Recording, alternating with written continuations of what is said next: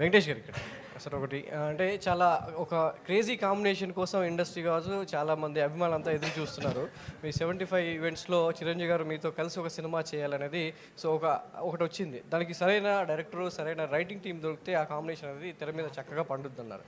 So ఇప్పుడు అనిల్ రావిపూడి గారి కాంబినేషన్లో నెక్స్ట్ సినిమా అది ఉంటుందనేది ఒక ప్రచారం జరుగుతుంది. ఇద్దరు కాంబినేషన్లో మీ టైమింగ్ కావచ్చు, చిరంజీవి గారి గ్రేసింగ్ కావచ్చు, ఆ రెండు కలిసి సో నెక్స్ట్ సినిమా చూసే అవకాశం ఎంతవరకు ఉంటుంది? అది అనిల్ రావిపూడిని ఏమైనా ఒప్పిస్తున్నారా?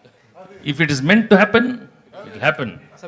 I love to do with everybody, అందరితో చేద్దామని కదా చెప్పాను కదా. అనిల్ గారు ఆ క్రేజీ కాంబినేషన్ చేసే అవకాశం మీకు వస్తుంది.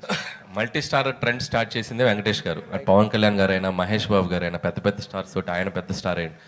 సో ఆయన ఎప్పుడు ఇఫ్ ద కంటెంట్ మనం ఆయన ఎగ్జైట్ చేయగలిగితే any time he can do. And జరిగితే అద్భుతం. అంటే నేను ఇంకా నెక్స్ట్ ఫిల్మ్ ఏంటనేది ఇంకా మేము ఇంకా క్లారిటీ రాలేదు కాబట్టి దట్స్ ఇంకా దూరం ఉంది. Let's see if it